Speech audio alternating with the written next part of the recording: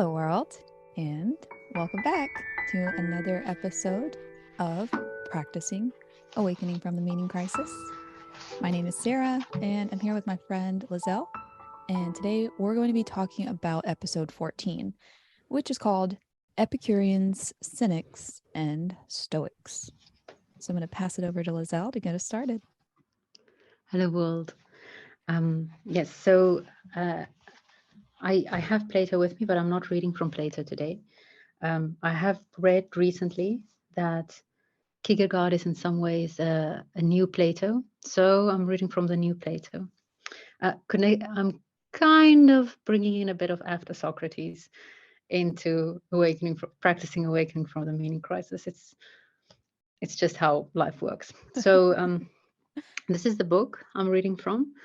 I was just actually looking for something to start with before we started today, and I thought, well, let me page through my copy of Kierkegaard or one of his books, and that I have, and I came upon a passage that I marked as en bier, nota bene, very important, and I did not realize that I marked it as very important the first time that I read it. Though last week at the show after Socrates, I used this text as the philosophical fellowship text, but I got it from a piece that Christopher wrote. He starts his piece with this quote, and that's where I got it from. This translation is a bit different, but I think it's beautiful as well. So I'm going to read this. Socrates, Socrates, Socrates. Yes, one may well invoke your name 3 times. It would not be too much to invoke it 10 times, if that could be of any help. People think the world needs a republic, a new republic, the other translation says, and they think it needs a new social order, a new religion. But it never occurs to anyone that what the world really needs, confused as it is by much learning, is a Socrates. And yet, naturally, if anyone were to think of it, let alone if many were to do so, there would be that much less need of him. What a delusion needs most is always what it thinks of least. Naturally, since otherwise it would not be a delusion. Mm. Yeah. Huh.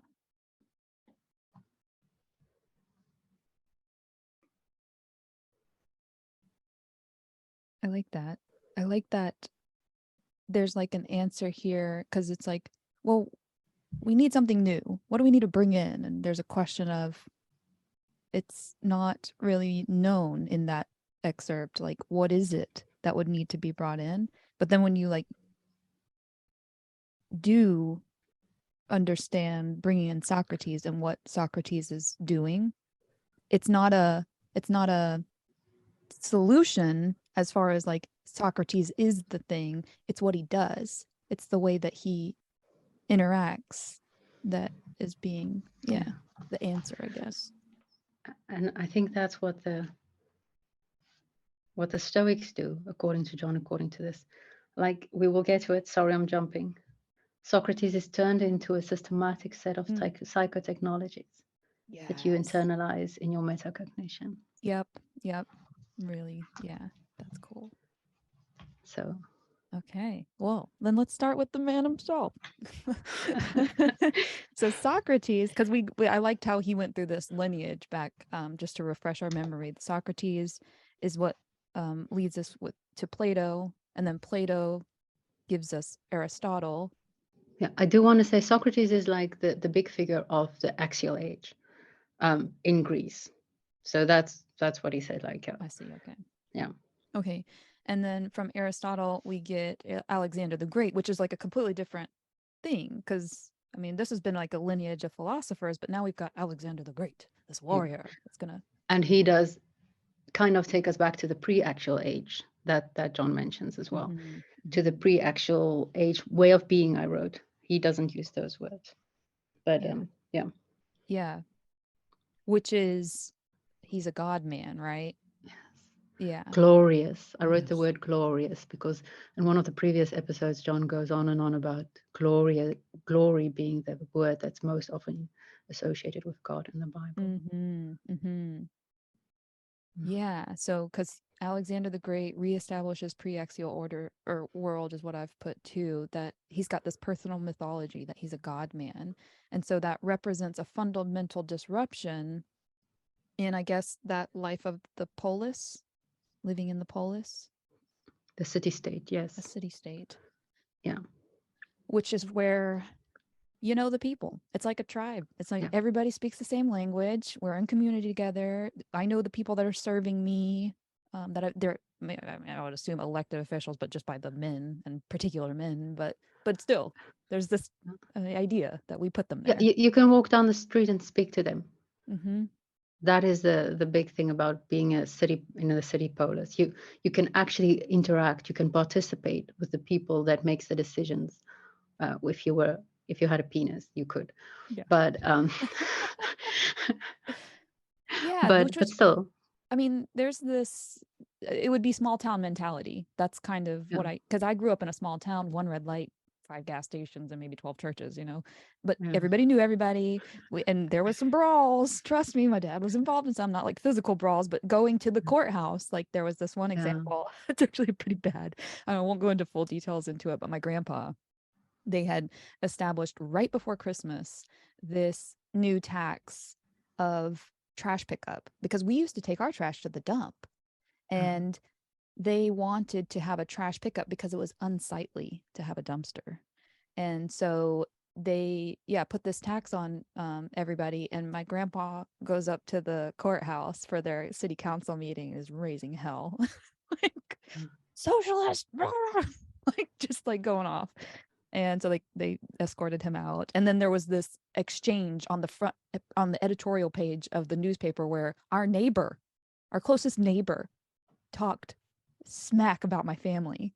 So then the newspaper guy contacts my dad. He's like, "Do you have something you want to say in response?" And so then my dad writes an editorial in the newspaper. So it's like, yeah, and you knew the names, the last names of the people. It was just like everybody knew everybody.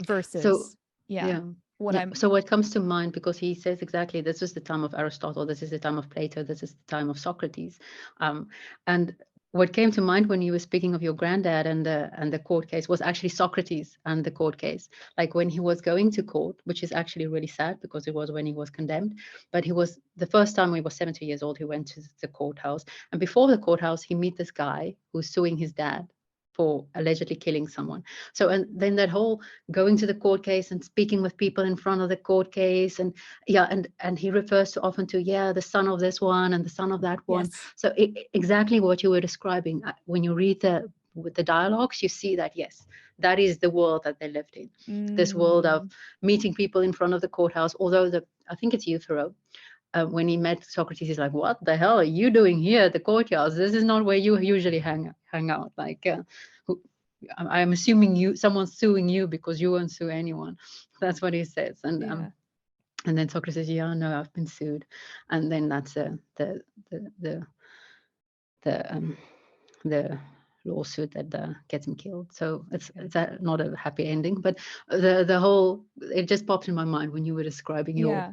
your Yeah. courthouse situation. It's like, Yeah. yeah, okay, yeah, you're describing the actual age that the people, the polis city state situation. You're describing that very accurately. I think it sounds Totally. like it. I mean Yeah. that was the general vibe because I will say too, being ostracized is the worst punishment in those situations because Yes. everybody knows who you are. And if Yeah. something bad happens, then the town's gonna talk. And that was like Yeah. always everybody's biggest, concern Yeah. was what do Yeah. people think of me? Yeah. However, there's safety and security in everybody knowing who you Mm-hmm. are. Mm. So it's a catch 22. There's a double-edged Yeah. sword there of I'm risking being ostracized, but there is also this safety and security that I can And feel. belonging, uh, the risk of ostracization, I don't know how to say that, would I'm not going with be it sounds scary.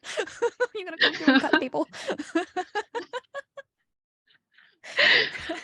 that risk it would not be so big if what you didn't lose, if what you lose lost wouldn't be so special. And that belonging, that Mm-hmm. participating in a community, that being at home, having a home, that is why the risk is so big and so terrifying, Mm-hmm. because it was so valuable.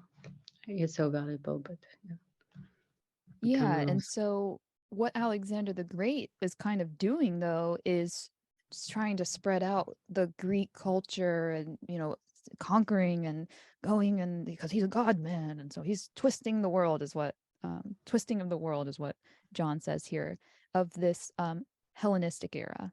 So this is kind of Mhm. establishing, I guess, Alexander the Great is kind of uh, moving the world into the Hellenistic era of just Yeah, chaos. yeah, yeah. He's the one who opened all the borders so that Hellenistic era can. When I studied theology, we actually started our um, history of the church with Alexander the Great, because Jesus was born in the Hellenistic era, and the big problem, of course, with the Jews, and then why it was so risky what he was doing, is because they were under um, the Ptolemies, I think, were then, because he speaks of after Alexander died, his kingdom were divided between three people, Mm-hmm. and I think it was Ptolemies. I can't really remember. That got like the Levant, the Jerusalem, and everything that's around there, and so yeah, they were ruled. So Alexander's whole policy was let people just kind of rule themselves as long as they pay their taxes, and Mm-hmm. yeah, and acknowledge our superiority. And he was obsessed with the Greek culture, so he was very eager to spread that as well. So yeah, he's this whole making the whole world Greek was the Hellenistic was his he inaugurated that, and that's the Hellenistic, because Hellenes is the Greek word for Greek. That's kind of funny. This is how we define ourselves. Well, you're Greek. Okay. Well, it's interesting because, yeah, like I think I've heard before, and I don't know where, that prior to that, the kind of war tactic was like pillaging and taking them as slaves, and like you would capture your And bring it. the people that you would be victors over, as opposed to just being like, okay, guys, we're cool, Yeah, just chill. You just got to pay your taxes, and you yeah, can be whatever you want to be. I don't care. yeah, yeah. Yeah. Okay. And this is actually, because maybe I'm jumping a bit, but that very much he encouraged syncretism in religions. Uh, he thought it was really cool. Yeah, Yeah. yeah, that's in a bit, but I mean, actually, I think we're kind of moving into that because all I wanted to really highlight was this new word, domicide, Yes. being that that's what Alexander the Great is kind of inflicting. Not necessarily, Mm, I mean, yeah, destruction of people's homes, but not even in the sense of the physical home. It's the mm. cultural home that's, Yeah. Because his whole policy was do not actually destroy the people's homes. Don't mm, really make war, just get them to pay their taxes. yeah. That was his policy. So, but yeah, Yeah, but what these uh, people are experiencing is that people around them don't even speak the same language as them mm, now. Some people, like, they definitely don't know their neighbors. They're yeah. thousands of miles away from the seat of the government because it's in Mm. Athens, I'm assuming. I don't know necessarily if it was in Athens, but it was the same. What pops up in my mind now is it was kind of the same as in the imperial age, like a Dutch by surname, but I was born in Africa, because what they did is they wanted to plant their colonies everywhere. So they Mm-hmm. would send people to represent them to the different colonies. And that's what Alexander did as well. He would take Greeks, good Greeks. The better Greek you are, the better, because we want to establish good Greeks in the colonies. And then he would place them everywhere so that they Mm-hmm. can spread their Greek culture. And Mm-hmm. that's why you were born in Athens, but now your dad got the job to spread the Greek culture, and now you're moving to Asia Minor, or who knows where. So that's why Yeah. people were just like, poop, spread out of the world, Yeah. over the world. Yeah. That doesn't sound familiar at all to me as an American.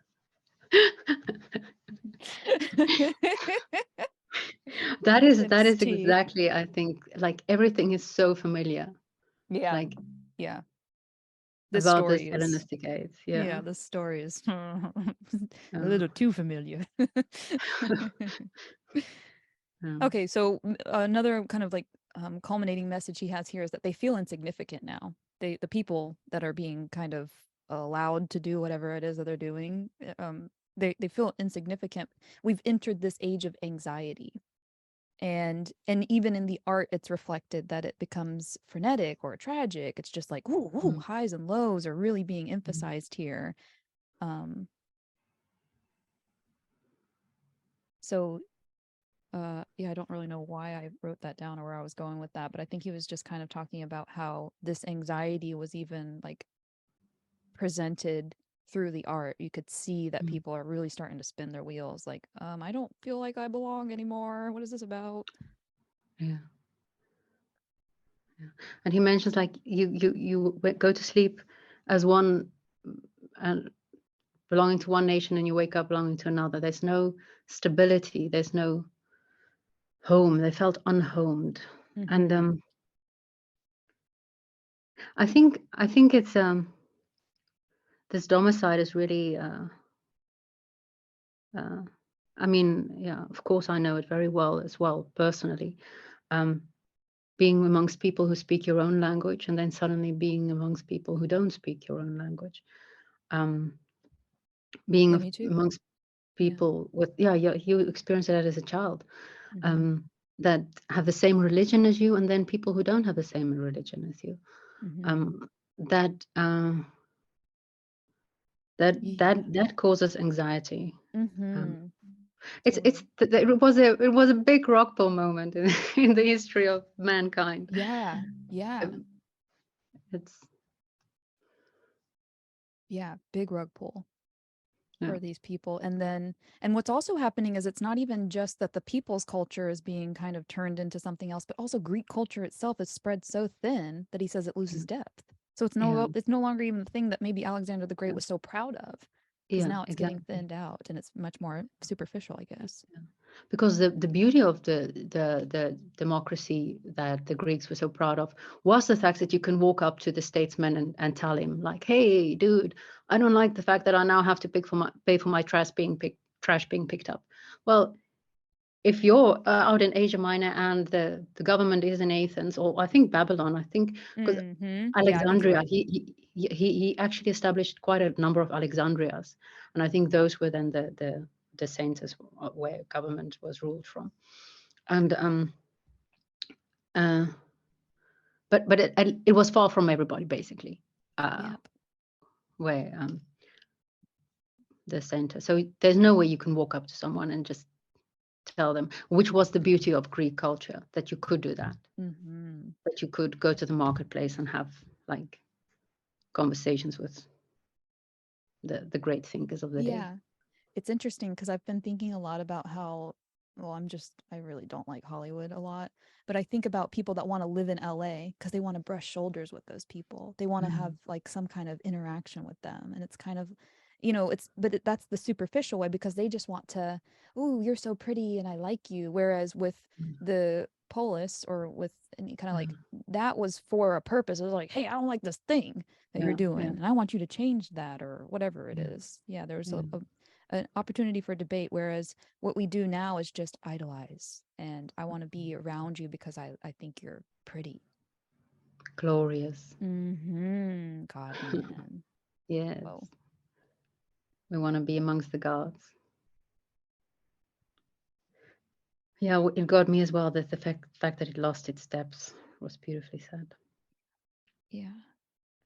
And so this word syncretism that you brought up a moment ago, where people are trying to mix and match and combine all the deities from different cultures because yeah, it's like they're now, I guess, being exposed to so many different kinds of things that it's a much more shallow dive into each of those different things. It's like, yeah, you got a god, and it kind of seems like this god too. And yeah, so let's just use both traditions then. What are you guys doing over here? Mm, It reminds me a lot of with astrology. Like, there's Vedic astrology, there's Hellenistic astrology, there's modern astrology, there's evolutionary astrology, and I'm the kind of person that will normally mix and match things, but because I purchased a course on Hellenistic astrology, it was like single track. You're going Hellenistic, and that was much more just there was a lot more that I got from learning that way as opposed to what most people think of kind of pop culture references to their horoscope sign. Like I don't have that shallow knowledge anymore. I have a deep understanding of why is Venus's house opposing Mars's house? Why was the thema mundi constructed the way that it was? And that helps to inform the way that these archetypes arise or the symbols arise because there's a much deeper participatory knowing with those archetypes. If I had to do with you what I usually do with John, like get phrases that I'm like, oh, I'm gonna make a t-shirt of that. You just said, you're going Hellenistic. That would be Yeah, cool t-shirt. all the way. Well, we are have gone Hellenistic. Yeah, yeah. Mm, It's funny how that happened because I took that course before we ever did this, but yes. that's Yeah. divine. That's how it works. Speaking of divine, there was an elevation of the mother goddess during Yeah. this time too to pancultural importance because of this idea of domicide. The divine mother makes us feel at home. Mm, yes. So, yeah, it's interesting because I told you also that I had bought my mom one Mother's Day a little sign that says home is where your mom is, as opposed to home is where your heart is. It's That's relevant. very moving. Yeah. Yeah. Your motherland, your mother tongue. No, it's your Mm. fatherland, but your mother tongue. I don't know. I've And I, heard motherland. I've never heard oh, fatherland. okay. Well, maybe it's my Your tongue. Afrikaner, Yeah. Afrikaner upbringing with fatherland probably. Yeah. But your mother tongue, Your mother tongue. um, I almost think your mother religion. It's like Mm. it's the mother is indeed very much Mm-hmm. the home. Mm-hmm. Yeah. So all of that, the syncretism combined with the domicide, we get this Hellenistic meaning crisis. Because up until now, or well, not Well, because, yeah, go the ahead. syncretism is kind of it's the response from the religion side is to get the syncretism. Like, okay, like, whoa, so my truth is not the only truth. Like, okay, but let's just incorporate. Oh, your god called Diana is actually just who's Diana? It's a moon goddess. Mm. Oh, art not Artemis, was it? It No, could be, yeah, it's Artemis, yeah, maybe. because they're Okay. both like archer type of things, yeah. Yeah, yeah. So yeah, they're the same. Like, oh yeah, it's true. It's just different names type of thing. Yes. Like trying to I do soothe this. yourself. Yeah, I do this all the time because I'm translating Jupiter is Zeus. Jupiter is what we call it because that's the Roman god that they named it after, but that's also Yeah. Zeus. And so, yeah, I'm all, and the stories just get so convoluted too because the mythology is all trying to cross over each other. And it's like Zeus is in this story her dad, but in that story her brother. And well, it's just really weird. So, crisis in Yeah, meaning had. Just trying to decipher all of these freaking myths crossing over one yeah, another.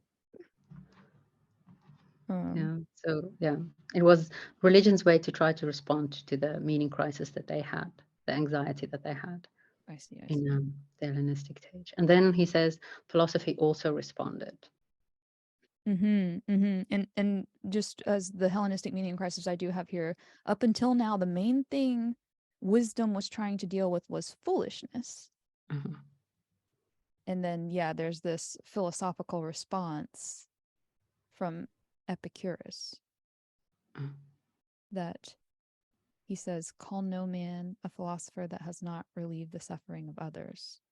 There's this therapeutic now Uh-huh. aspect to cultivating wisdom, as opposed to Uh-huh. it just being to kind of mitigate this issue of foolishness. Uh-huh.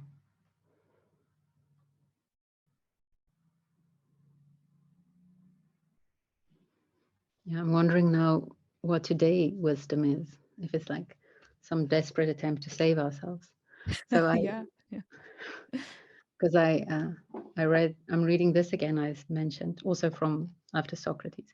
Although it is, I think, no, it's not one that's recommended here. And last month I did Epicurus, so I read a bit about him in this book as well. This is not recommended by John. It's one of the few books that I read that is not recommended by John. But still relevant to the Yeah. conversation. So I'm wondering if there's anything from that, or just like your culminating idea from reading that, where it's with regards to wisdom becomes also about alleviating anxiety and suffering from this new Hellenistic era.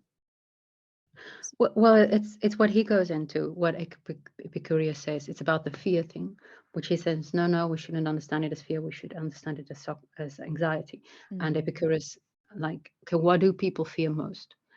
And what they fear most is fate, which is basically the god's will that's forced on them. So the gods in um, like irrational intervention at certain times. Zeus stumps his toe, so then he's like thunderbolting people, Mm-hmm. things like that. So the gods were deeply feared, and death was deeply feared. Epicurus thought that those are the big things that people feared, and then he found different ways to. What John doesn't talk about, Epicurus was he seemed to not have given credit to anyone, so he's very not Vervaekian in that sense. He All he, right. he claims. The opposite. But he did also have the theory of the atoms, which Democritus or something like that, I can see it, but I can't pronounce it, um, uh, espoused, and then someone else in between as well. So he also had this big theory of the atoms. He was a naturalist, like uh, that is reality is atomic, not in the way that we understand the atom, though, but Mm. atom, the meaning being undividable. So he just Mm-hmm. said, like, there's undividable pieces. When I read about his theory of atoms, I see the matrix. I see that falling of Numbers the 0 1 0 1 0 1. Yeah. Yeah. and then because he wanted to give some freedom. So he said there's like sometimes there's like just swishes, like in the atoms falling, they just like twirl out of place, and then that's like that glitch in the matrix. So then I see that glitch in the matrix, and then it goes on. So that's what I see when I read Epicurus. But yeah. Nice. Wow, that's an interesting visual. I like this where he's talking about, because we're also like, yeah, there's this distinction between what wisdom initially was trying to do was what alleviate the foolishness or deal with the foolishness. And so he says a sage leads one out of a cave. And of course, we know the reference here. And then Mhm. he says, but now a philosopher is a physician of the soul and can cure one of this existential suffering, Mhm. which is interesting because that's almost like going back in the cave and telling people that they're in a cave and what are they going to do? They're going to kill you or try to. Yeah, but that is how the myth of the cave, or the analogy of the cave, or parable of the cave ends. You do go back. Mm-hmm. And that is why Socrates was killed, because he had seen the light and he went back into the cave. So, indeed, that is, after Socrates, you go back into the cave, and Yeah. then you try to cure people from their suffering. But It's it can funny be because dangerous. the individuals that we're going to be discussing particularly take this approach where they're just like, okay, if they want to kill me, then let me try to provoke that. Yeah, Uh, but it's because you shouldn't fear death. right. Yeah, exactly. I laugh in the face of danger. Ha ha ha. Okay, so, but before we get to that, there's a couple of schools that attempt to exemplify Socrates. Oh, Um, we're not there yet. are we We not? still have to talk to Did I the skip? with Epicureans.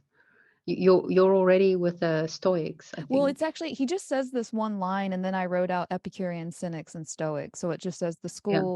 the schools, all, I guess, three schools, which was Epicureans, Cynics, and Stoics, that I have written here. I don't know what that's. Okay. Attempt to exemplify Socrates. I guess all three of them are attempting to do the same, just in different ways. Yeah, I guess so. Yeah. Okay. I Yeah. don't know. Anyway, so let's just move into Epicureans. Um, I know for a fact the Cynics and the Stoics do try to exemplify Socrates. maybe not the Epicureans then. Which is okay. So he says the secular alternative to kind of approach this main problem, which is fear from their perspective, which takes us into Paul Tillich. Yeah, because it's important to note that it's not fear, it's actually anxiety that they talk about. Because fear, you have an object that causes the fear. You know, like, oh yeah, I'm afraid of this tiger that's just came into my apartment. I have no idea how. So, but anxiety is there's not really anything specific you can pin your that feeling in your body from anxiety. You can't Yeah. put it on. So Yeah. that's important to nebulous threat. Yes. He says the Um, threat is nebulous, so we're not sure what to do. Whereas with the fear, we in you know the we know what to do. It's not that we can necessarily always do it, but we know what we need to yeah, do in the face of yeah, fear. yeah. Fight or Oh, there was a flight. book that was also really good. But it's not also John something about the tiger, bringing the tiger to life, which is about dealing with um,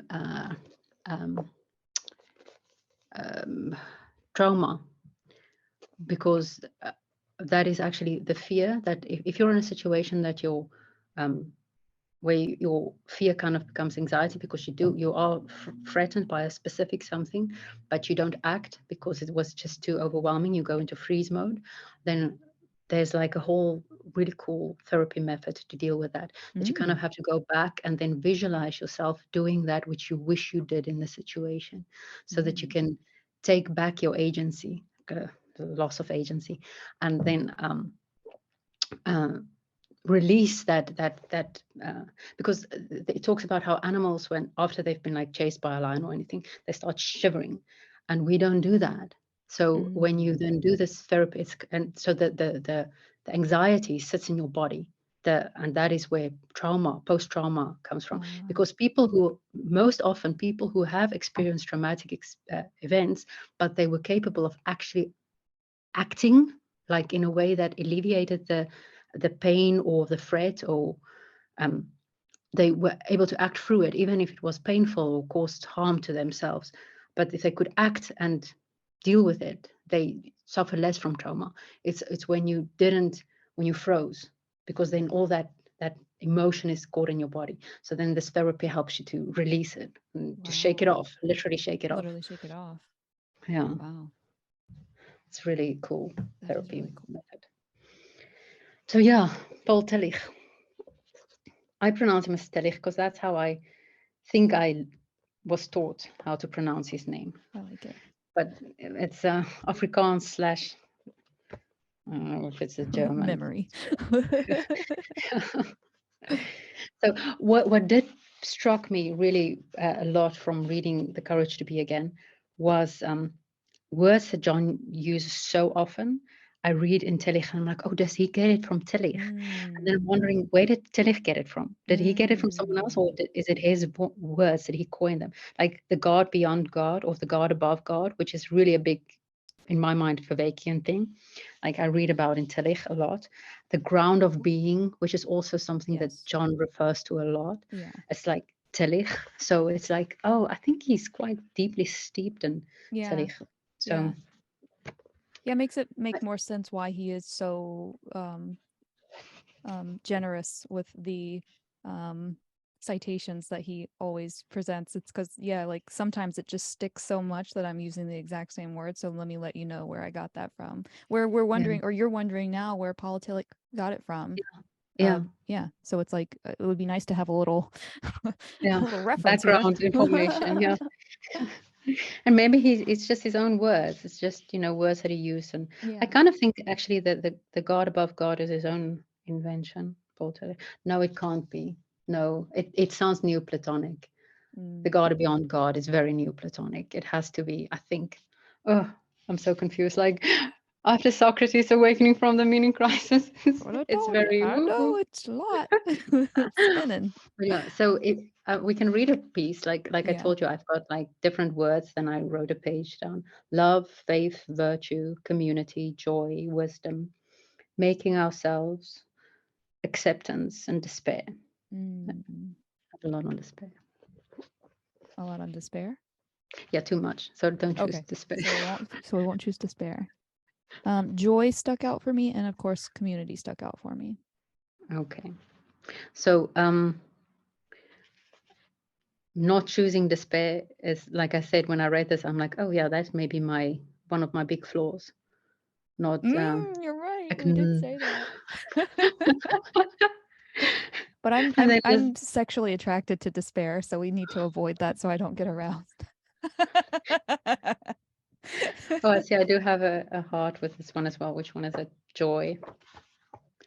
Since every day a little of our life is taken from us, since we are dying every day, the final hour when we cease to exist does not of itself bring death. It merely completes the death process. Oh, sorry, this is not joy. This is joy. Wow, that sounded very joyful. But it's beautiful. It's It beautiful. is. It is. Yeah. And we will get back to death. Um, Joy is the emotional expression of the courageous yes to one's own true being. Oh, that is beautiful. Joy is the Mm, emotional expression of the courageous yes to one's own true being. I like that. Yes. And I didn't mean that ironically or as a pun, but As a what provocative demonstration art, not performance art, yeah, provocative performance art. exactly. That was my performance art provocative.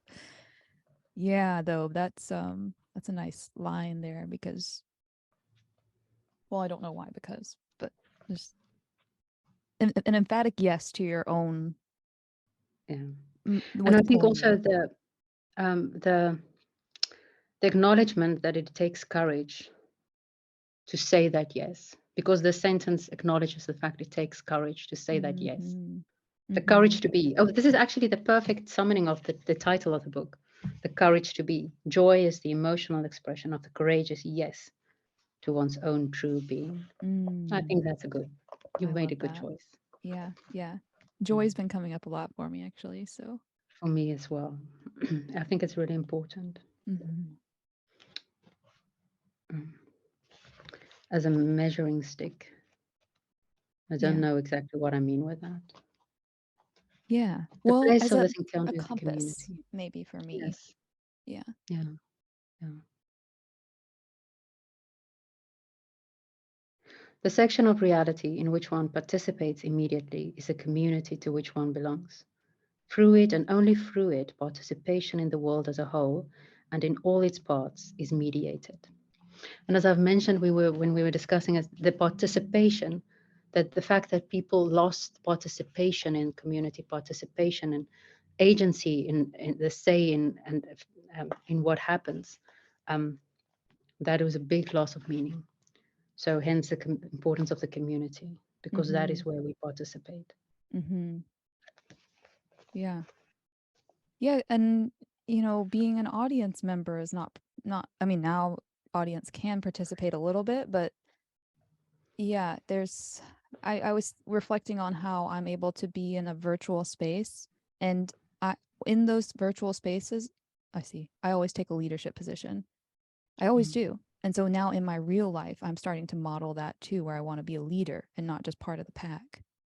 So yeah, like even the having that ability to be in a leadership position or just some sort of position where I'm known. For instance, with the Mm. Stoa and Peter now giving me Wednesdays to talk about astrology, it makes me feel like I'm more, part of Oh, it. yeah. So, yeah, and there's something of value in myself that I see in that. It's like having an obligation to my community makes me feel like I've got more meaning in the reason why I'm doing it. Mm-hmm. Oh, I work on Wednesdays from the office, so I can't ever attend Wednesdays, unfortunately. Well, I But don't know that it will continue to always be able to be on Wednesdays, new considering this oh, new oh, job. that's true. So we'll That's see. true. That's But true. yeah, but Yeah, even if there's just like some way that I can alter it, they really enjoyed it last time. A couple of people stayed I can after and were imagine. asking me questions, so it was really Oh, nice. nice, Yeah. nice. Um, yeah, when my participation thing that came up for me is when after I watched Awakening from the Meaning Crisis the first time, I was very much hooked on John, and so I wanted to watch more. And then I started watching Voices with Vervaeke, Hmm. and I really struggled because there is interaction, but I was excluded from it. I couldn't participate, and it felt to me like I was watching porn. Quite on, and Mm. I don't like watching porn. I'm like, I don't want to watch. I want to do it. So, and it was the same. It took a while, and it took it took Christopher to get me to actually enjoy watching uh, this interaction that the people have. Because I can't participate. It freaked me out in the beginning. Yeah. It's one thing because if John lectures, it's like he's just talking to me, so that's fine. I feel like I'm Right. participating. But when I see him talking to another person, and they're just ignoring me, it's like rude. It's like Yeah. that's, Yeah. so yeah, being able to participate is very important, I think. Totally.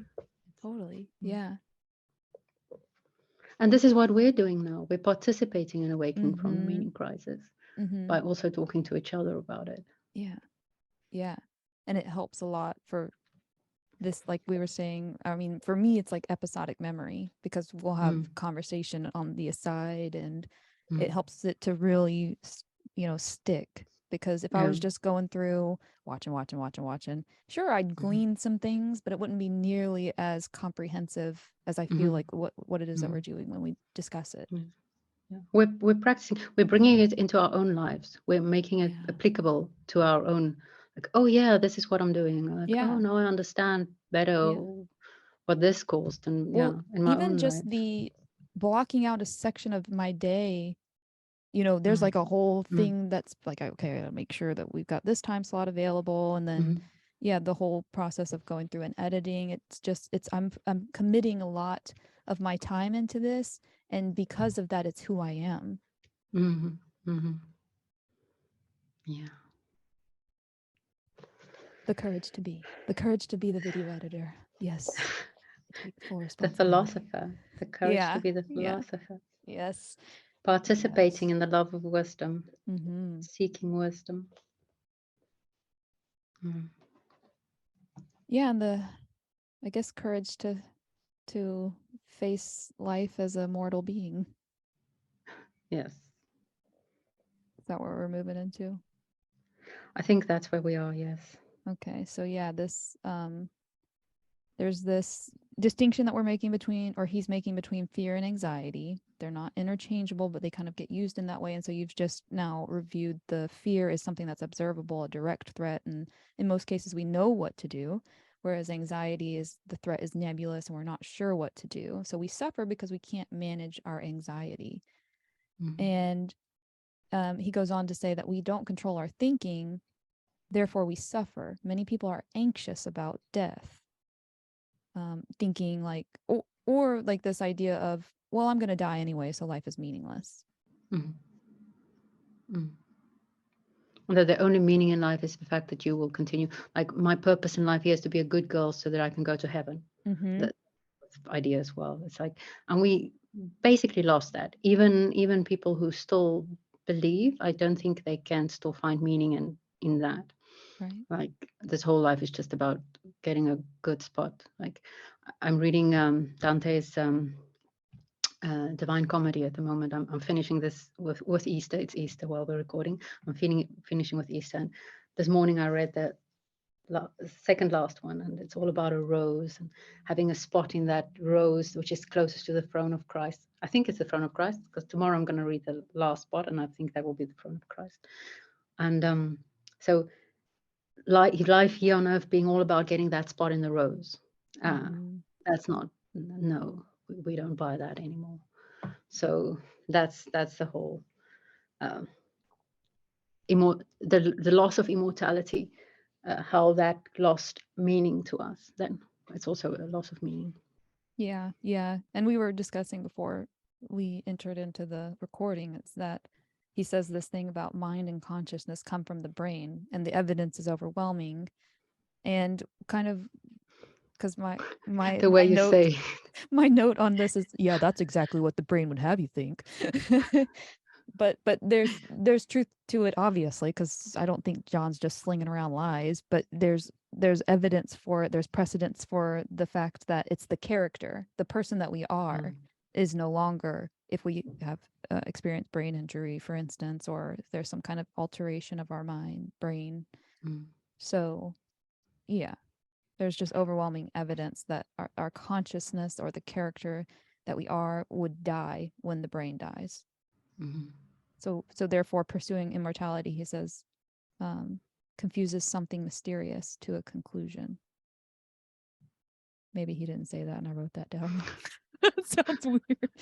Um, pursuing immortality. I think he was. I think probably he was said something like they were confusing something mysterious by trying to come up with a conclusion. Anyway, um, it's this is the conclusion. I can't imagine death, therefore a part of me must be mm, immortal. no, that's what he said. Yeah. So instead of achieving immortality, can you radically accept your mortality? Memento mori. Mm, And the question is how? He says, realize that you can't be anxious about death or non-existence because there was a whole world before your birth.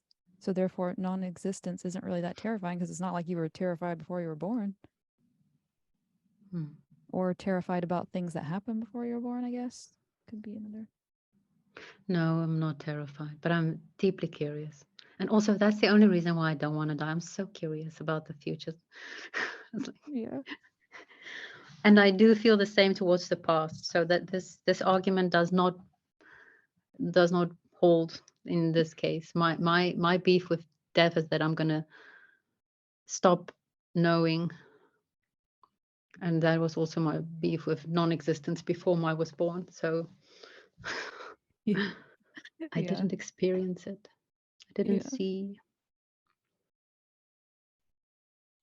Yeah. Yeah. I've got I mean, as a biologist, a, a relationship with that idea, whereas I am actually immortal because my DNA continues into the future and Mm, far into the past. And so, mm, in that, I do feel like an immortal being that remembers a lot, but it's the body that remembers as mm, opposed mm, to, or the DNA that remembers as opposed to my brain. So mm. therefore, for me, the argument of consciousness, where is it? How's it from? Yeah, I have I have questions, but no answers. So it's here he says that is the loss of of I guess our existence. It's the reduction or the absence. He quotes, "Where I am, death is not. Where death is, I am not." So the actual fear is of losing our agency or having some reduction in our capacity while dying. Mhm. We're afraid, he says, of losing what's good.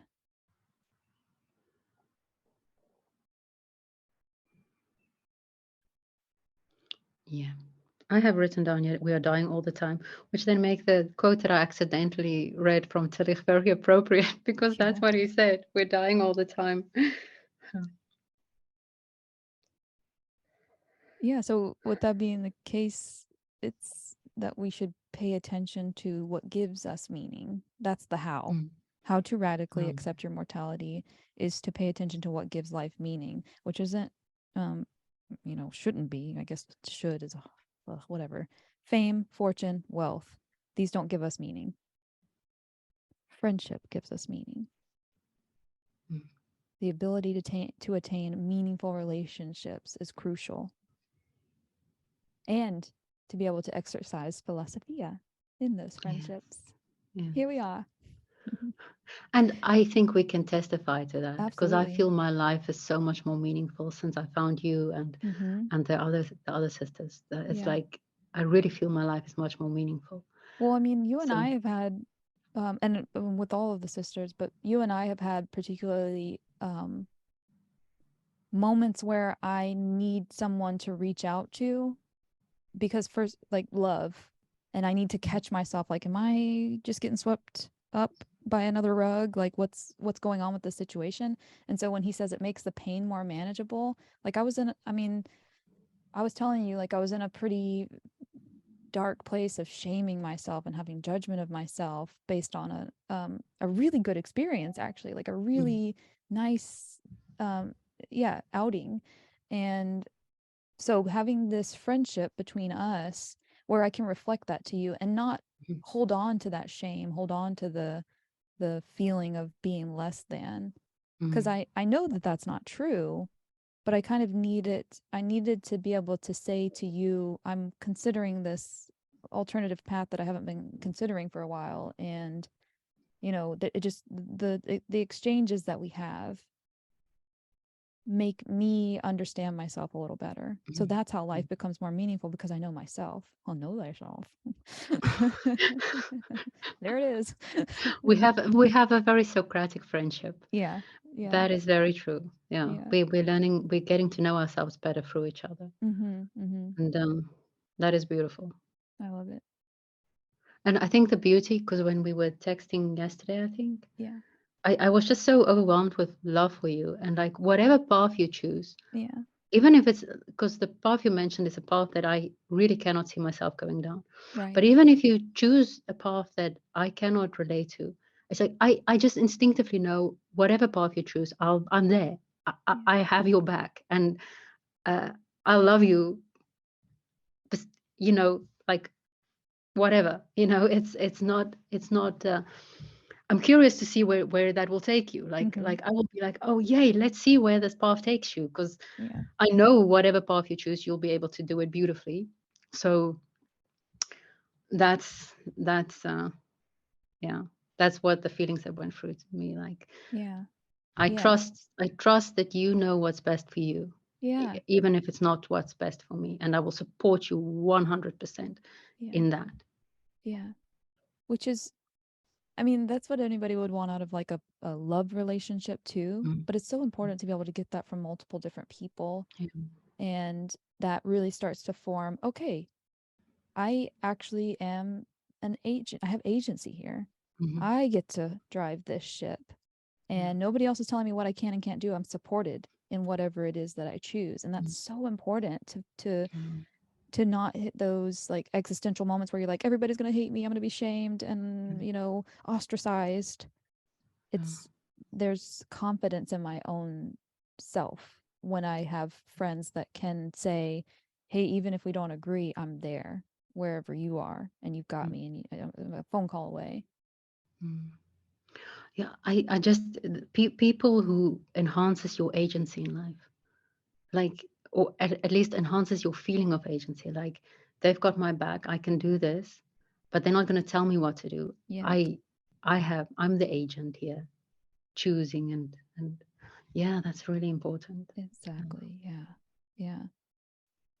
So it genuinely makes the pain much more manageable. Yeah. And if all of life is suffering, even though we've redefined the word, uh it it helps to have pain management. Yeah. Mm, So, and getting that through other people as opposed to a pharmaceutical that you can mhm, ingest is mhm, much more meaningful because it doesn't mm, numb you.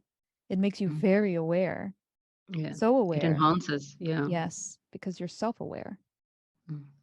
It enhances also your self knowledge. That's Yes. important.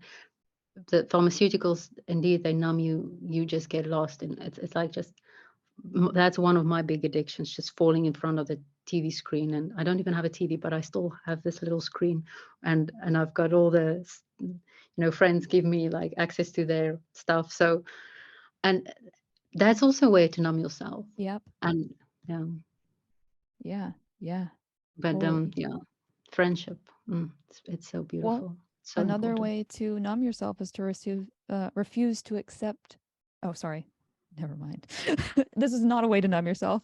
To numb yourself would be to ignore the fact that you're going to die. But with Epicureans, refusing to accept the fear of death is a way of um, dealing with this radical acceptance of mortality. It's like, all right, if it's going to happen, I'm not going to sit here and be afraid of it the whole time. I've heard the quote, and I don't know what it comes from, but don't waste your day worrying about tomorrow. Because then, I mean, basically, the essence of the quote is that you don't have today because you're just spending your whole day worrying about tomorrow. Yeah. So, yeah, it's like you're going to die. Yeah. And you can't sit here and be living in fear of that. The courage to be, even though you're only being for like a split second in the big picture. We only have like a split second. But for me, that like I get actually kind of. I was feeling it. Yeah, Yeah. it's so beautiful. It's It's so like, beautiful. It's exciting. That's like yeah, invigorating. Like, okay, yeah, I'm here yeah, and I get this one chance. And yeah. yeah. Shine. Okay, there I Yeah. die. Yeah, exactly. Yeah, there's a lot of beauty in that. And I'm sure a lot of people would agree, but the only thing is there's that addendum of but then you die. And so Yeah. yeah. But everything is temporary anyway. Yeah. Like, Yeah. To um, include pain. This too shall yeah, pass. yeah, Yeah. yeah. It's we're just exquisitely temporal. Yes. Mm. All right. He says, as long as you have cognitive agency, you can cultivate philosophical friendships. And we were And talking about that as well, how actually that's really difficult in today's world. yes. And hence the loneliness epidemic. And they make it sound like it's easy, but it's not. And that's why we're so grateful for each other. Mm-hmm. Um, and yeah, yeah. Yeah, because in this modern world that we live in, well, I think that part of it is us experiencing that feeling of domicide, of not feeling like any belonging. Like Mm, it was nice to come to the Stoa because there's a lot of, even though it's not similar thinking, it's a similar exploration. There's a mm, decision here to, okay, we're going to take a philosophical path and look at things from this lens. mm, And any kind of clubs or things like that that you can get involved with. But yeah, I don't think that, I mean, after high school, I wasn't really involved with too many clubs. It was the people that I worked with were the people that I was in mm, most communication with. And for a while, that was wonderful because the women that I worked with, the older women that I worked with in the health food store that I went into after college, it was like they were really, good for my brain because mm, they had lived longer and had experiences. I mean, one was ex-military, one had been a flight attendant. So they had a lot of experiences that, and just life experience in general, mistakes that they had made. They were informing me mm, about a lot of things. So for me, it was actually kind of nice that that was the people that I felt belonging with. But it's not the case for everybody, especially in mm, office jobs when you've got mm, cubicles and it's mm, like I don't talk to anybody except at the coffee maker and, or the water fountain. And there we're just talking about the weather. And it's really shallow.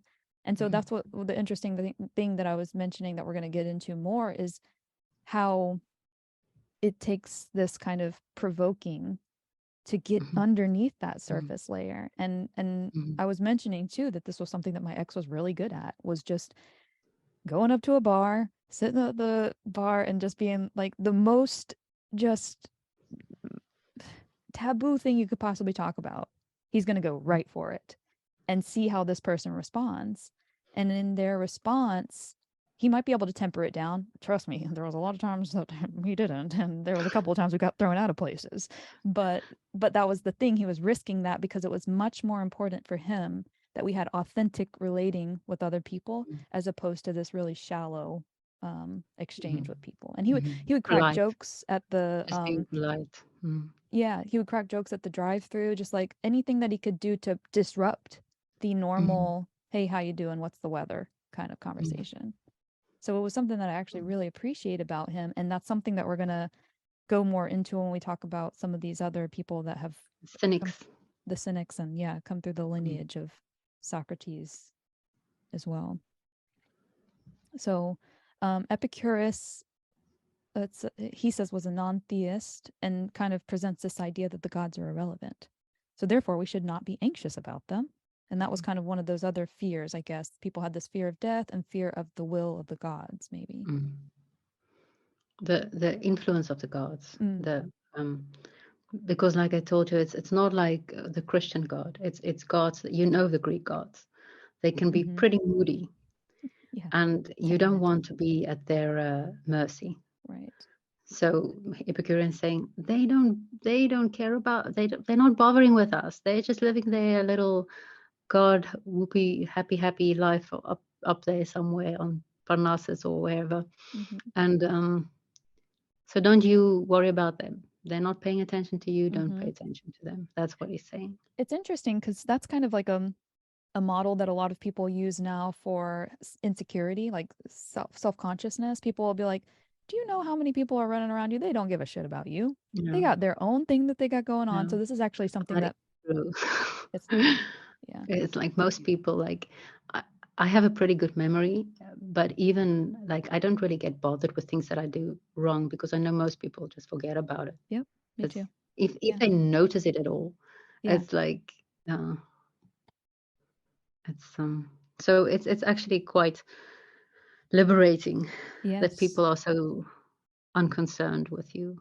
Yeah. But it's an interesting note that you make. Like Yeah. we're making people into the irrelevant gods in a certain way, and that's not necessarily good because Right. the community, the importance we were just talking about, the importance of the community, Mm-hmm.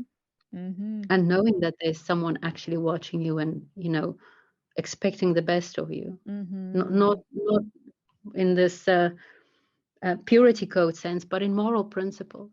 There Yeah. is someone who um, who has your back also in that, Right. and like wants you to live up to the standard that you yourself set. Wow. Yeah. I mean, it's just making me think about how, it just in my situation, like removing God, the Mhm. Christian God, and why it was something that I'm like still like reflecting on because that was the observer. That was something Mhm. that was saying you live up to this high expectation that you have Mhm. set. That's a Mhm. precedent. Yeah. But eliminating that was almost like I can sneak around. I can do things that nobody will see. I can, oh, nobody's Mhm. going to know that I eat this extra cookie or whatever. Like Mhm. you can convince yourself nobody's watching. And Yeah. then you are willing to act in a way that you wouldn't want people to see. Yeah. There are actually many studies that people just put like eyes on like a poster somewhere, and then Mm-hmm. they have like money that people can take as much as they want, for instance. And then people, if there's eyes, they take less. Like if there's no eyes, they just take everything. Like Wow. as a human being, this is not physical. No one's seeing you through these eyes, but just seeing eyes actually That's keep people on the straight and narrow. yeah, that's interesting. Yeah. Yeah, there's a lot. Okay. But So we got you to move don't on. want to see yourself as completely unobserved, Yeah. you know what I mean? Like, I mean, gosh. Yeah, because I mean, like having an observed life, yeah. being able Yeah, to even if it's reflect just your higher self observing you. just your journal It's entries, reading back through yeah. your journal entries and having some Oh sort of my observation of that. Yeah. Yeah. Yeah, I know I do it a lot. God. Oh, wow. Okay. So, he says that the wisdom traditions should give us a way to respond to our immortality. That would be like a good purpose. Um, Before, it was either you believe in an afterlife or life is meaningless. But the Epicureans say instead that um, this is. I also wrote this down wrong. What did the Epicureans say, Lizelle? Find meaning in this life. And the principal way to find meaning is through friendship. Mm-hmm. Cultivate meaning in this life. And as long as you are alive, you have the agency to cultivate philosophical fellowships. So as long as you are alive, you do not have to worry about losing that which is best, that which Mm. is Mm. Yeah, because, okay, so now he's about to make this distinction of, well, it can't just be mortality. That's the issue, because we've Yeah. always had mortality. So that was kind of where they were focusing most of their attention on with Mm, the Epicureans is, well, just get over the fact that you're going to die and it'll be fine. Learn how to live and accept that fact that you're going mhm, to die. mhm. Um, Yeah. But that's not the ultimate response to the Hellenistic crisis, right, because because the the Hellenistic Hellenistic crisis. it's Mhm. that chaos and that domicide, and that leaves us to feeling vulnerable. Yes. And it says, which tends to make our mortality and terror around it more salient to us. Or something like a COVID epidemic Yeah. making the meaning crisis pop out to Where'd millions you of get that people. idea? So really far fetched, Lizelle. Oh, I'm a far-fetched type of girl. Told you so last time. I fly to conclusions. So here we are with very salient mortality and terror around us. And now we're going to introduce the Stoics, who seem to have kind of a better understanding of what was going on in this era because they provide a much more comprehensive answer of, maybe it's not just the mortality that's the issue. The Stoicism, he also kind of adds in here, is the direct ancestor of our current forms of psychotherapy. Mhm. I think we're going to go deep into that next week Okay, when we cool. talk of Marcus Aurelius and Jesus. Okay. So foreshadowing. Yes. Um, He so basically in this episode gives the history of Stoicism. How was it born? yeah.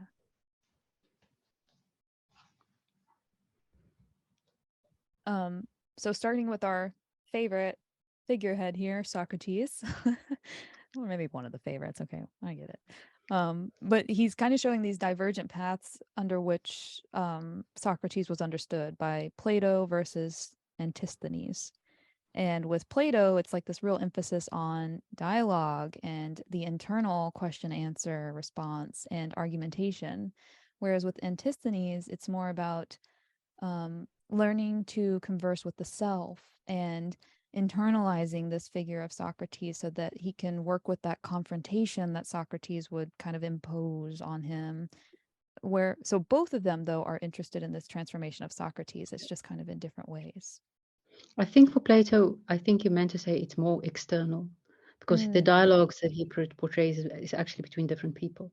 And Antisthenes says explicitly, he taught me to how to converse with myself. It's so I think it's more internal and Plato is more external. I'm not Okay, sure, that makes but sense. Yeah. on the surface, at least, that's how it looks. Mm-hmm. Mm-hmm. He says here that Stoicism is a religion trying to internalize Socrates. Interesting. And then that quote that you read earlier, Yes. that Socrates is a systematic set of psychotechnologies that we internalize into metacognition. Mm-hmm. And we were even saying, like, what would Jesus do? What would Mm-hmm. Buddha do? It's a similar line of Mm-hmm. thinking. I won't say reasoning, but But what is important here is to note that it's not just because I had a professor. He was one of three men whose words really moved me in weird ways. His words moved me different from the other two. It felt like a cloud descended on me every time he spoke, and that I couldn't understand a word he said. But I knew that this guy was super wise. And when I read a book about Neoplatonism, I realized this guy missed modernity, and that's why I couldn't understand him. He had a big problem with the whole "what would Jesus do" bracelets that everybody was wearing, because he was like, um, these people don't really know Jesus. They haven't really studied him. Plus, Jesus was a god. You're not a god. So, Jesus to him was a god. There are arguments that Christ is the God and Jesus is the man. I don't want to get into that, but but it's not just using Socrates as using sounds terrible, turning him into a systematic set of psychotechnologies, but actually also studying him and really Yeah. looking at him, Yeah. not just saying what would Socrates do, but Right. really trying to know who Socrates is, or who Jesus is, Yep. or who the Buddha is, Yeah. so that you could really know what Jesus would do. Mm-hmm. Um, Yeah. Jesus the man. Yeah. Yeah. Participatory knowing as opposed to provocations or yeah, whatever it is. Knowing whatever way, just knowing instead of just, 'cause I grew up as America is also very Christian, but Mm-hmm. everyone is Christian, but no one really reads the Bible, Yep. that type of Totally. thing. So Oh yeah. how can you be running around saying, what would Jesus do, if you don't bother to actually read what Jesus did? Right. It- So, Yeah. yeah. Yeah. Yeah. So getting to know the sage is really important. It's the first step to internalizing him. It's Yeah. And I think a thing about Socrates that is different from examples like Jesus is that Socrates is um as provoking, I guess is a okay word to use here, someone to use their own mhm, mhm, agency. It's like a mhm, question instead of a commandment or mhm, something. It's like it's something that makes you react as opposed to acting blindly. If I can, I don't know what I'm trying to say with that, but blind faith in, yeah, acting this way. I'm just going to act this way because that's what Jesus would do. Where Socrates mhm, isn't saying, or isn't providing the example of do as I do. It's maybe question as I question, or contemplate as I contemplate. mhm. Yeah. It's so well said. Um, and internalizing Socrates is kind of the thing that Antisthenes brings. And so Antisthenes has a student, Diogenes, if I got that correctly. Yeah. I think so. Who epitomizes confrontation, he says. And through this performance art, this provocative performance art, where he wants to provoke uh, others to realization or insights that challenge them, and tries to create this sense of aporia to radically transform them. So you said you Mm. had a story. Well, yeah, it's the one story that I've never heard John tell, oddly, and I can't remember where I read it. It could very likely, because this is the latest thing that I read. Did I read it on the Cynics? Can't remember where I read it, but I'm quite sure that I read it somewhere that was trustworthy. There's the story of Diogenes. How do I pronounce it? I say Diogenes, I think, right? Diogenes. Yeah, that Okay. sounds right. Diogenes. Um, that there was some sort of uproar in Athens, like someone was attacking the Athenians or something. I can't. The person that I read actually mentioned what it, but I can't. So everybody was very like busy, like preparing stuff and working very hard, and busy, busy, busy. And so he was like, what he did was he took his barrel and he rolled it around the city the whole time to participate, in whatever. but also how I love how that illustrates the meaninglessness of this being so busy. And I think actually Kierkegaard, I think I read somewhere, said that the most absurd thing is to be busy. It's like, and Ooh. so he's like, everybody is so busy and contributing to the welfare of the state by being, so I'm going to be busy and roll my barrel through the streets of Athens, like That's just so so that I'm not the only funny. lazy one.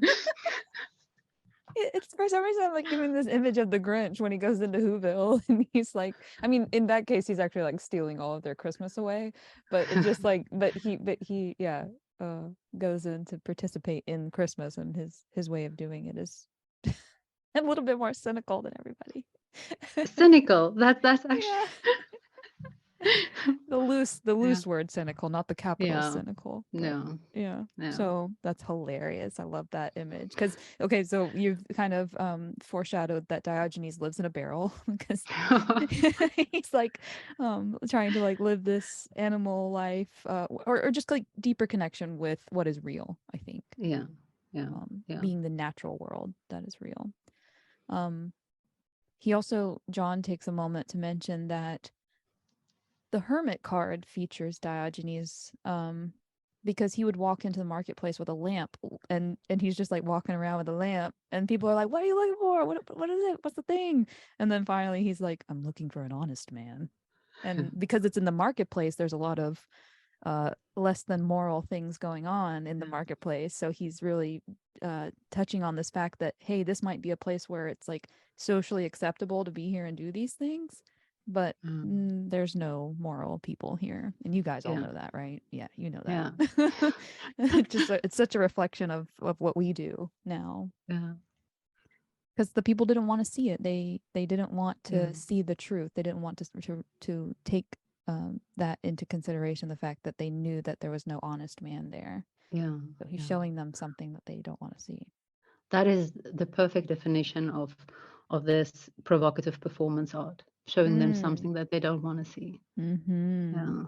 To include him masturbating in public. Funny enough, in after Socrates, John mentions he might have actually been having sex with his partner instead of just masturbating. Okay. I do. Voyeurism. That's more acceptable, right? Yeah, I do find masturbating a bit more gross than yeah, just having like sex. just sitting there by yourself Yeah, in it's your like, own world, whereas this is kind of could be romantic, yeah, so, or or at least, just yeah, yeah, daring. yeah. Yeah, brings life. Yeah, the Mile High Club, which is where you have sex on a plane. Yeah. Yeah. Okay. Cynics begin But to not in front of other people not. usually, You're right, but you have to walk because out of the that's bathroom. against the law. That's against the law, Well, I think. let's not implicate anybody in any crime. So cynics begin to form. Cynics begin to form. And he's like got this idea of living like a dog. But now we're starting well, he tells a story also about Alexander the Great visiting Diogenes, and Diogenes being like, "Can you move a little bit? You're in my sunlight." Like he does not Yeah. give a shit who this guy is.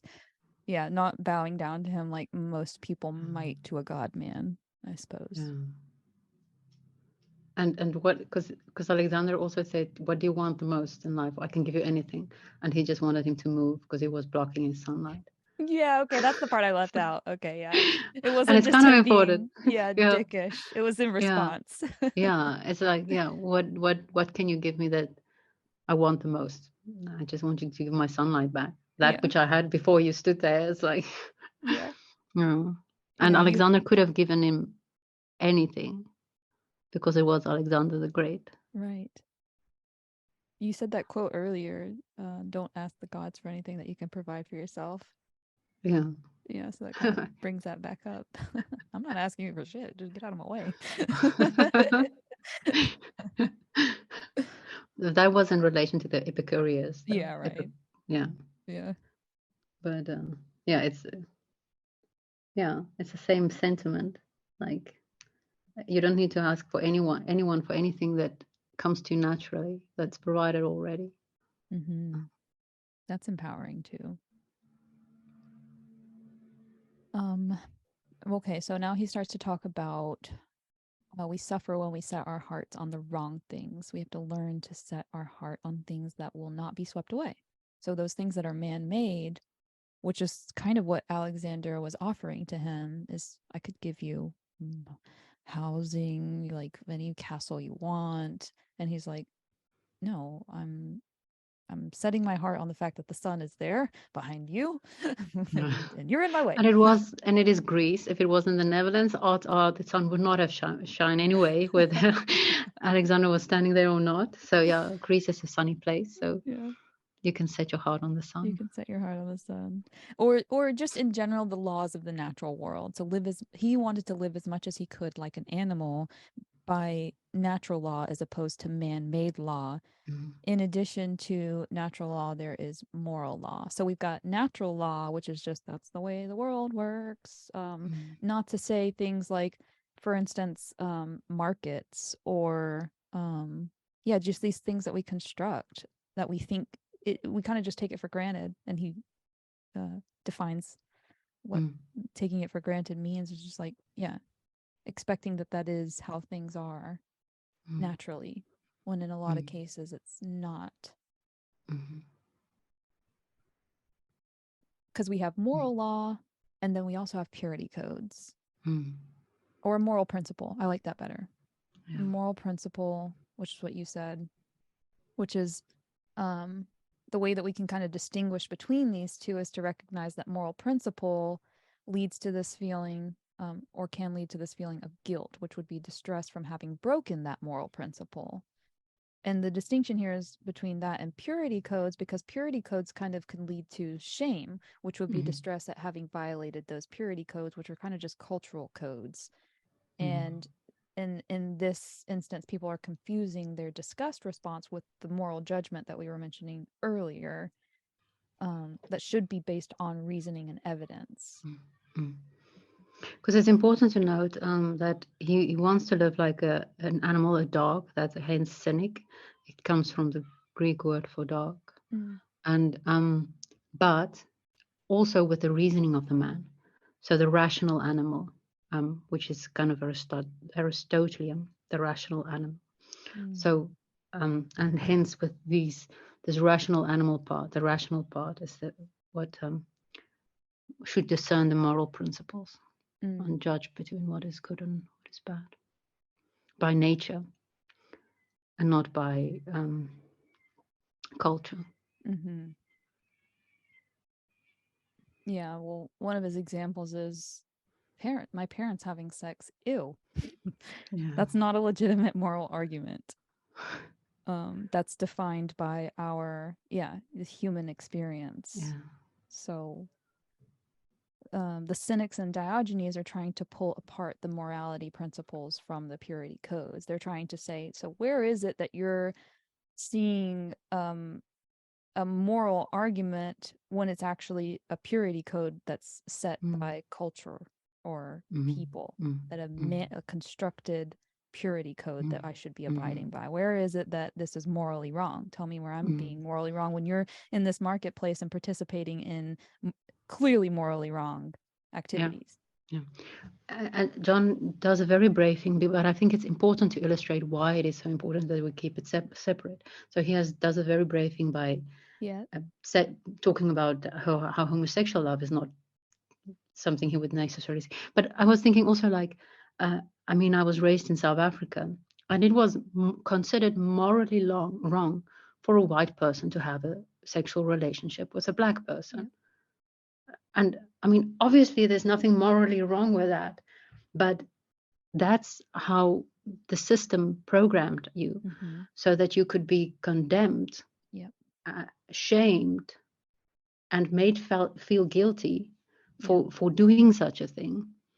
Yeah. And so it can go really wrong. It can Well, go really wrong when we confuse these purity codes, because that was what it was, yeah. purity, pure race codes, which is, and with moral principles. It can That's really go, interesting because of the idea of guilt, like the yeah, emphasis on guilt, because you can be found guilty of yeah, doing yeah. this It crime. was against the law. It Yeah, was against the law. yeah, Yeah, yeah.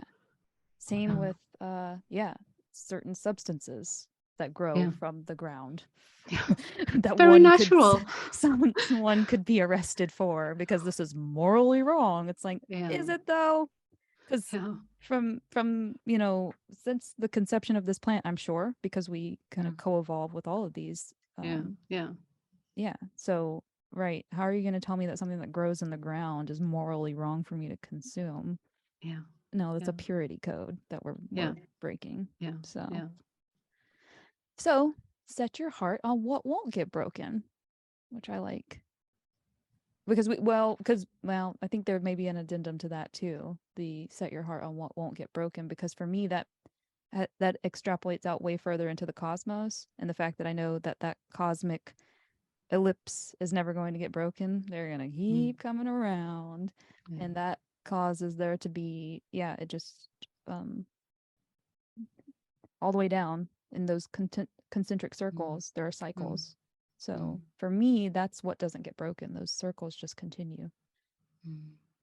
Yeah, because I was thinking when, like I told you, when I watched your heart's gonna get broken, baby. Like, brace, brace. It's like, if you're gonna love, your heart's gonna be broken. Mm-hmm. Like, I kind of, it sounds like a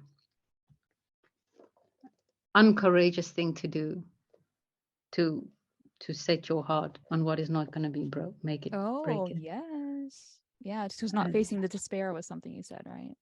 yeah, yeah, maybe, but also not just the despair, but the pain of a broken heart. Mm-hmm. Um, I don't know why it should be avoided. It's like, I know it hurts, Yeah. but um, is it really bad for us? Yeah, in most cases, it's good for us. Once Yeah. you do I mean, the experience itself teaches you something Mm, every time. mm, And so you learn a little bit more about yourself. mm, And if you expose yourself to heartache enough, I think that it starts to hurt less. I don't know that for sure. If you're willing to be mm, vulnerable and open and accepting more often, it seems like it's less detrimental when one entity might disrupt that. Like, for mm, instance, if I get my heart broken, I have my sisters mm, to mm, hold me and mm, yeah, just I don't know. I don't know where I was going with that, but it just feels like there's love, different forms of love, right? The mm, agape, the mm, eros, and all that kind of thing. And so being vulnerable enough to have love with you and with a potential partner, mm, like you could break my heart too, you know? You could be mm, like, we're not friends anymore. And we're mm, done. And so, but like offering that to everyone, like giving my heart to people makes mm, it to where one break might not be so detrimental. mm, One severing from that whole experience of now I've offered myself, I've been courageous enough to offer mm, my heart to a lot of different people. And maybe this is where community really comes in too, mm, is that by being vulnerable and exposing myself and just being who I am because I love myself, then one person breaking my heart, I still have all of this community that has a piece of my heart too. mm, So that won't be all of them can't break. I mean, they could if I was really, really. I've seen it happen too, where people are completely shunned from their yeah, communities for saying the wrong thing, which maybe some people should watch their tongues too. But yeah, yeah, anyway. yeah. And even people who don't mean to break your heart will break your heart Mm-hmm. because they're gonna die. And Mm-hmm. Yeah. but I think he means a different type of heartbreak. I mean, because I know with the Epicureans, it's like against fame and fortune and those things. Right. Like, don't set your heart on things like that. Yeah, that's important. But Because, yeah. I was thinking more like, again, that choose your loves wisely thing. Choose what you're willing to have a broken heart for, Mm, mm, because your heart will break. yeah, It's, that's part of the experience here. yeah, it's Find your nature breaks your heart. Yeah, yeah. Well, It's, that was kind of like what I was getting at with the find something that's worth dying for because you're going to die mm, anyway. yeah, So yeah, instead of living your life with uncalculated risk, yeah, find something that you're willing to risk yeah, it all for. yeah, yeah. Mm.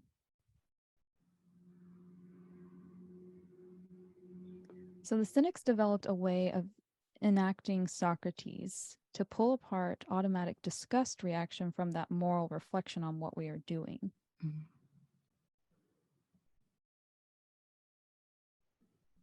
Because they didn't like Plato.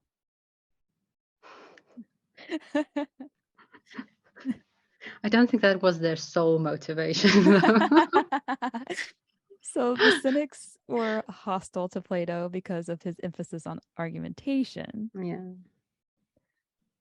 And through the lineage of Diogenes, we get Crates, who gives us Zeno, one of the Yeah, Zenos, which yeah, Zeno was actually deeply influenced by both the Cynics and yeah. Plato because he valued the argumentation. He saw a lot of value in using the ability to reflect and the ability to reason in connection with one another.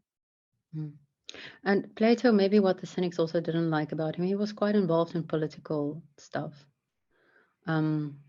He was aristocratic. He was from an aristocratic family, but he was also very much involved in the politics of his time. And the Cynics were kind of like, yeah, like the hermit, like fuck society. And that's one of the things that he knows. Like, no, you can't fuck society. You need society to fuck.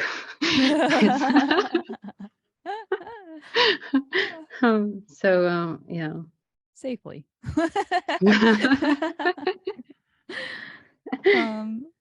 Yeah.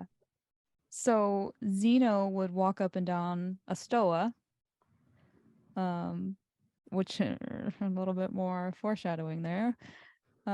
Because what the Cynics got wrong from his perspective is that they had too much focus on the product and not enough on the process. They were too focused on what we attach our heart to and less on the very process of that attachment. Yes. So Zeno says, it's not what you set your heart on, it's how you set your heart. Mm.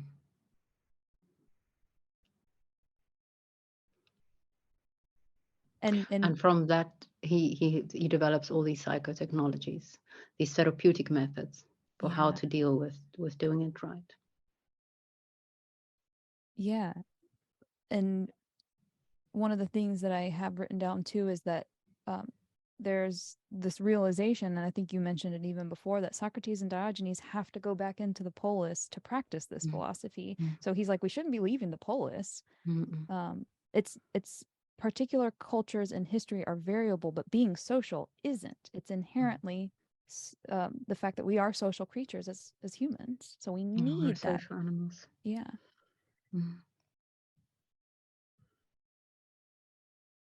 So he reconnected Plato and Antisthenes, coming back to Socrates. And so Plato and Antisthenes, thesis, antithesis, coming back to Socrates in Zeno.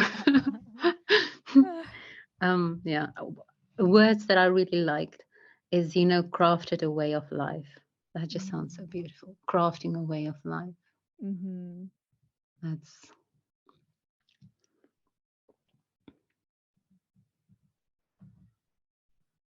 and doing so, like it says it was a process of co-identification by which you simultaneously assume an identity and assign an identity, which is agent arena all over again. So doing it all, we're doing it all the time consciously. Our identity is formed in the co-identification. That's where agency is taking shape.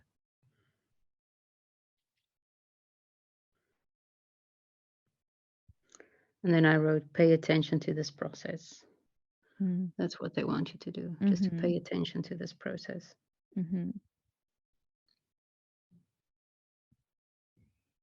What roles do you play? Yeah, because he's got this acronym, mindlessly, automatically, reactively co-identifying, which would be the opposite of what you just said. You will mar the whole process. You will become subject to all kinds of distortion, self-deception, and self-destruction. And by paying attention, you can strengthen your agency in the face of domicide. And build your own fucking home. Craft your own fucking home.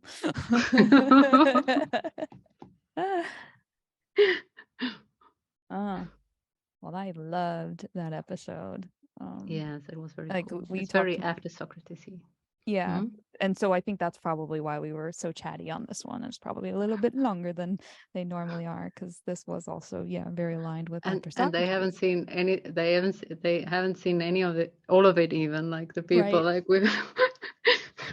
Yeah, we had a full-on hour and a half discussion before we even started. So Yeah. Yeah, Well, lovely. I don't know if you had any final thoughts on that last bit.